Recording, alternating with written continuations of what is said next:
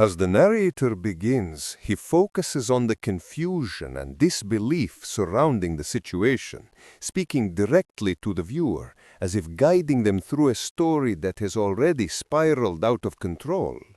He explains how the controversy didn't start with a major incident, but with a series of small decisions, each one made casually, until eventually they created a moment that felt impossible to justify. In his voice, there is a mix of concern and frustration as he questions why someone would willingly allow their spouse to be placed in such an uncomfortable and humiliating position, especially knowing the potential emotional consequences. The narrator emphasizes the responsibility that comes with partnership, the unspoken duty to protect, to shield, and to draw boundaries when outside pressures begin influencing personal life. He subtly highlights that the entire situation feels like a clash between values and validation, between maintaining dignity and chasing digital approval. And as he speaks, his tone makes it clear that what troubles people most is not just what happened, but how easily it could have been prevented. The narrator moves deeper into the emotional layers of the issue, shifting the focus from judgment to understanding. He describes how many husbands, when faced with circumstances that risk their partner's comfort or reputation, instinctively step in to prevent harm. The point he raises is not about control, but about care, about recognizing when someone is being pushed into a place they do not belong. He reflects on the idea that social media has blurred boundaries, turning private relationships into public displays, and that some individuals become so consumed by online attention that they forget the real human being standing next to them. His tone softens as he explains how painful it can be when a partner fails to act, not out of cruelty, but out of distraction, ambition, or fear backlash.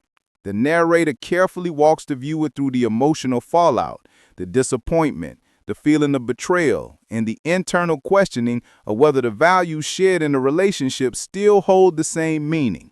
Through his voice, it becomes clear that what's at stake is not just embarrassment, it's trust, respect, and the fragile balance that holds a marriage together. Here, the narrator introduces a sense of contrast, painting a picture of what a protective relationship looks like compared to one influenced by pressure or audience expectation. He draws attention to the mindset of someone who would refuse to let their partner face unnecessary harm, stressing that such a refusal is not rooted in insecurity, but in devotion. He describes how some people understand instinctively that their partner's peace of mind is worth more than any content, any monetization, or any moment of viral fame. The narrator explains that when someone says, "I would never put my wife in that position," it speaks to a deeper philosophy, one that prioritizes personal integrity over public approval. He notes that in a world where people are encouraged to reveal more and more of their private lives for engagement metrics, it becomes even more important to draw a line, to say no, and to value the relationship over the performance. His narration underscores that dignity is not something to be traded or negotiated, and that love is proven through the boundaries one is willing to enforce. The narrator now highlights the influence of money and social media fame, illustrating how these forces can cloud judgment and warp decision-making.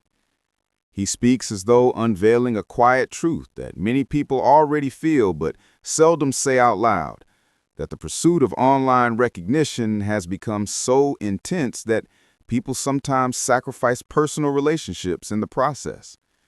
His voice carries a hint of sorrow as he describes how individuals begin to measure their worth in views and likes, rather than in the stability of their home life.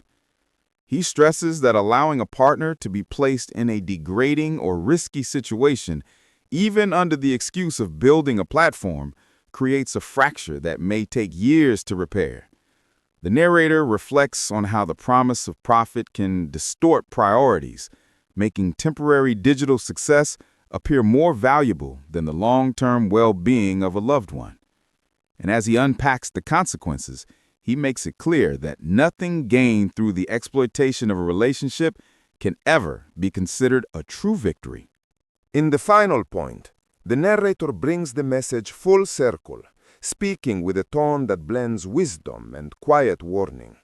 He explains that at the heart of the issue lies a fundamental question. What is the real cost of allowing your partner to be put in harm's way? He describes how every choice in a relationship sends a message, whether one chooses to protect or to ignore, to stand firm or to let outside influences dictate the direction of the marriage. He suggests that people remember the moments when they were defended and the moments when they were abandoned, and these memories shape how they view their partner for years to come.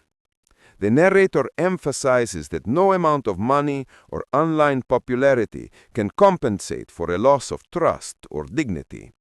His final words feel like a moral reflection, reminding the viewer that genuine love reveals itself not through public statements, but through private decisions, especially the ones made when no one else is watching.